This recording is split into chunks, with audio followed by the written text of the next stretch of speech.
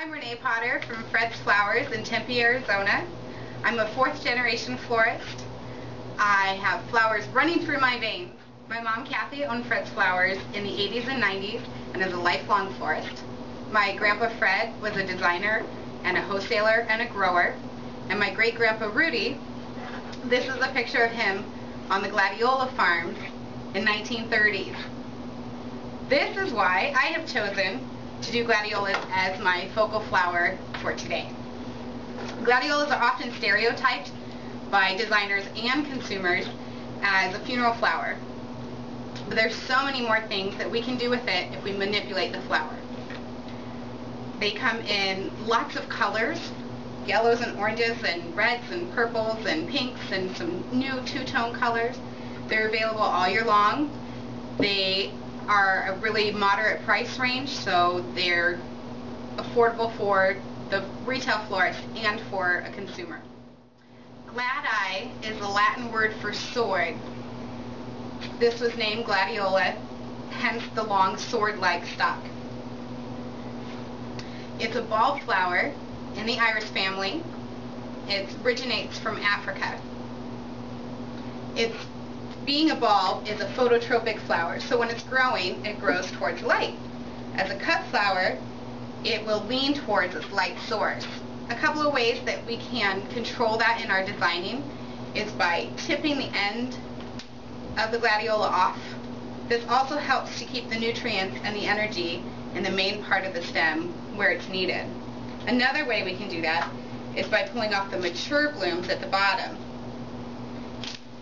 Then we still have the energy and nutrients going to this part of the flower. Since we're taking the mature bottom blooms off of the stem, let's make a gleamelia. We're going to use a few more blooms. We're going to start with a little bit tighter bloom. We're going to tape around the bottom of the petals with our floral tape so that we can insert a 24 gauge wire through and fold it down and tape again. This way, with the tape inside the wire and outside the wire, the petals won't rip. We're going to continue to add more blooms.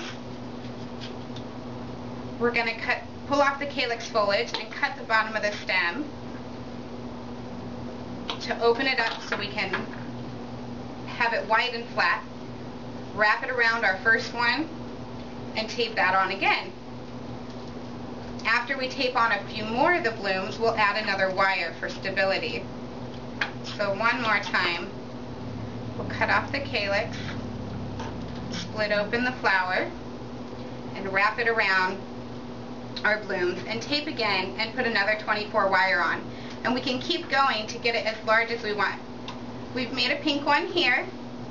This makes an awesome corsage or a really unique hair flower, or can be inserted into an event arrangement for some unique interest as a focal there.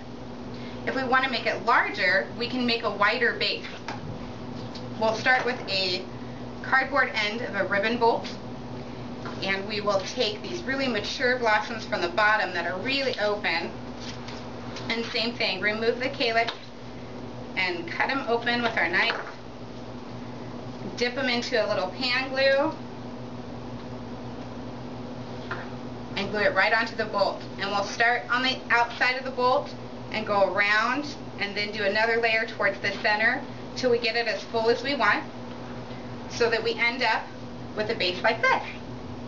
Then we can take our center gleamelia and enter it in the hole to make one large, beautiful composite flower. This is fun and impressive. Gets everybody every time.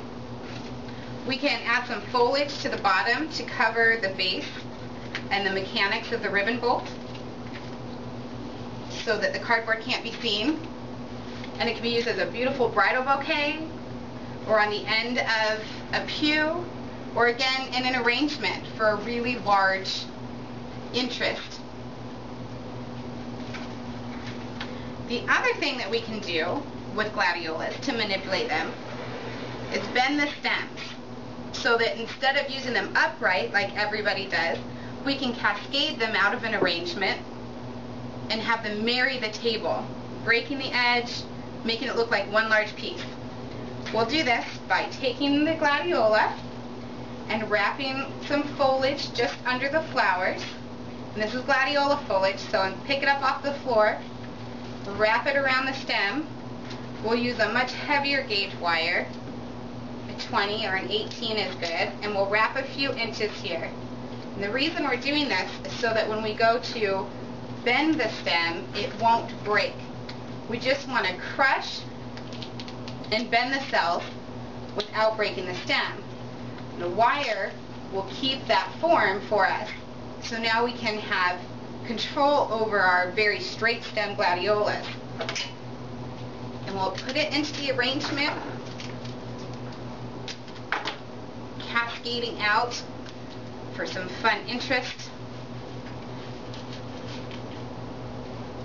Now we've got a new way to use them instead of so upright. So what we've used in the compo is a green mache container and oasis. We have the dethorned Springer eye or dyslexia that we've inserted into the oasis and wound around the container for quick greening and to cover the container inside the compote.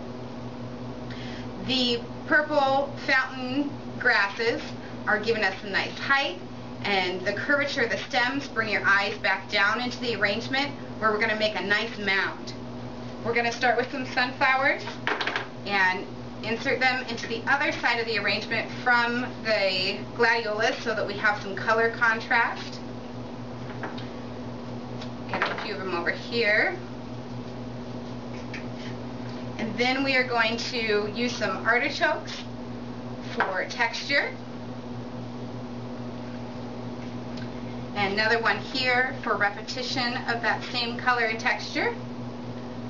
We'll use a nice red Asiatic lily right down in front for some weight with that color. Another one in the center to bring it up a little bit. We have some tinted solidago. This is orange instead of yellow. We're just going to fill in a couple of places with that so we have a nice shape to our arrangement and all the flowers are connected together. And one here too. And that'll help hide the wire on the gladiola stems a little bit too, so no one sees that. And there you go. I have lots of tips and tricks in my back pocket and lots of new innovations up my sleeve. I've been taught by generations and I understand the evolution of design and the trends that are changing. I love that there's new, fresh products on the market every year for us to use and be creative with and try different things. And I'm glad that we're not limited to just daisies and roses and carnations anymore. I've taught design classes and done demonstration groups for garden clubs and Girl Scouts and sorority groups and church groups, and love to share my knowledge. I think that knowledge is power. I think that the more that we can inspire and motivate other designers to be creative, we can do that using Mayesh's awesome Blossom products. I am a business owner. I understand in introducing new products and marketing and selling and the bottom line. And I think that this is a really great opportunity for supplier and retailer to win together. Thank you.